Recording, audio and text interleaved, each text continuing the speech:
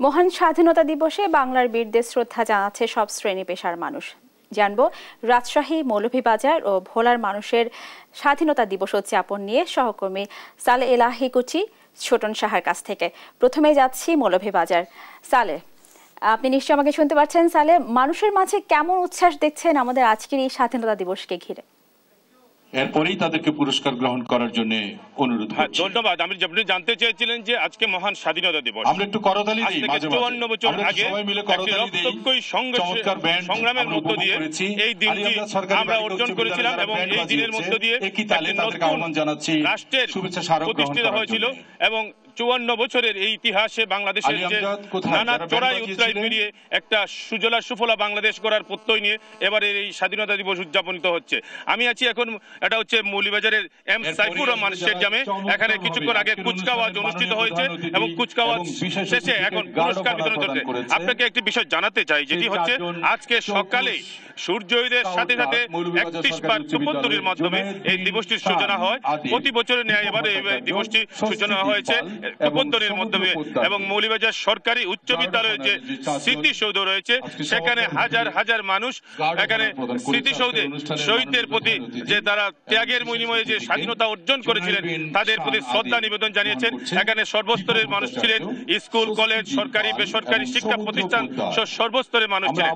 আমি আছি এখন মৌলভীবাজার এম সাইফুর রহমান স্টেডিয়ামে। এখানে এই কুচকাওয়াজ শেষে পুরস্কার বিতরণ চলছে। আপনি দেখতে পাচ্ছেন যে অত্যন্ত উৎসাহ উদ্দীপনার মধ্য দিয়ে এবারে স্বাধীনতা দিবস উদযাপিত হচ্ছে। এই স্বাধীনতা দিবসে এবারের যে বিষয়টি হচ্ছে, অন্যান্য বছরের মতো এইবার কোনো ডিসপ্লে নেই, শুধু কুচকাওয়াজটি অনুষ্ঠিত হয়েছে। এই কুচকাওয়াজের শেষে এখন পুরস্কার বিতরণ চলছে এবং কিছুক্ষণের মধ্যেই পুরস্কার বিতরণ শেষ হয়ে যাবে এবং এখানে মুক্তিযোদ্ধাদেরকে সম্মাননা প্রদান করা হবে। বিভিন্ন অনুষ্ঠান এখানে কর্মসূচি গ্রহণ করা হয়েছে। যথাযোগ্য মর্যাদায় এই মহান স্বাধীনতা দিবস উদযাপিত হচ্ছে এবং সর্বস্তরের মানুষের মধ্যে একটা উৎসাহ উদ্দীপনা বিরাজ করছে। অর্থাৎ মৌলভীবাজারের এই স্বাধীনতা দিবসকে ঘিরে নানা রকম কর্মসূচি গ্রহণ করেছে, সেই সব কর্মসূচি যথাযোগ্য মর্যাদায় পালন হচ্ছে। এই ছিল মৌলভীবাজারের স্বাধীনতা দিবস উদযাপনে সর্বশেষ। আমি এখন চলে যাব আমাদের সহকর্মী ভোলার সুটন শাহর কাছে। সুটন শাহ, আজকে স্বাধীনতা দিবস উদযাপনে আপনার এলাকায় কি কর্মসূচি গ্রহণ করে এবং কি রকম মানুষের মধ্যে উৎসাহ উদ্দীপনা দিচ্ছেন আমাদেরকে জানাবেন। পুরস্কার তুলে দিলেন। ধন্যবাদ আপনাকে। আপনি মৌলভীবাজারের যে জানাচ্ছিলেন মহান যে স্বাধীনতা এবং জাতীয় দিবসের কর্মসূচি সম্পর্কে, একইভাবে আপনি জানেন যে ভোলাতেও মহান স্বাধীনতা এবং জাতীয় দিবসের কর্মসূচি সেটি কিন্তু শুরু হয়েছে। আমি রয়েছি ভোলা গজনবী স্টেডিয়াম মাঠে এবং এই মাঠেই কিন্তু কিছুক্ষণ আগে ভোলার জেলা প্রশাসক আজাদ জাহান কিন্তু জাতীয় পতাকা আনুষ্ঠানিকভাবে জাতীয় পতাকা উত্তোলন, জাতীয় সংগীত পরিবেশন এবং কুচকাওয়াজ প্রতিযোগিতার কিন্তু তিনি শুভ সূচনা করেছেন এবং তিনি কিছুক্ষণ আগে কিন্তু বক্তব্য দিয়েছেন এবং দিনব্যাপী যে অনুষ্ঠানমালা রয়েছে এবং জেলা প্রশাসনের আয়োজনে দিনব্যাপী যে অনুষ্ঠানমালা রয়েছে তারই অংশ হিসেবে এখন সেই অনুষ্ঠানমালা কিন্তু চলছে। আমরা দেখেছি যে সূর্যোদয়ের সাথে সাথে কিন্তু জাতীয় পতাকা উত্তোলনের মাধ্যমে কিন্তু এবং 31 বার তোপধ্বনির মাধ্যমে কিন্তু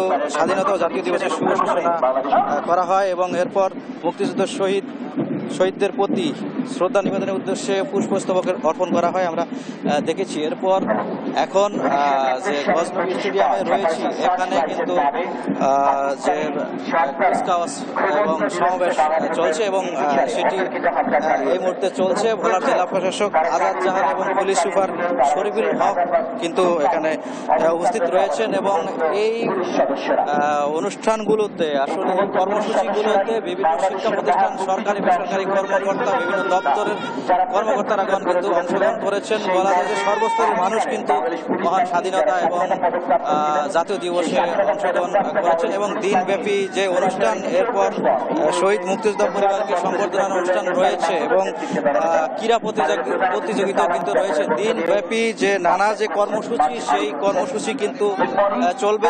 জেলা প্রশাসনের আয়োজনে আয়োজিত এই কর্মসূচি কিন্তু দিনব্যাপী চলবে।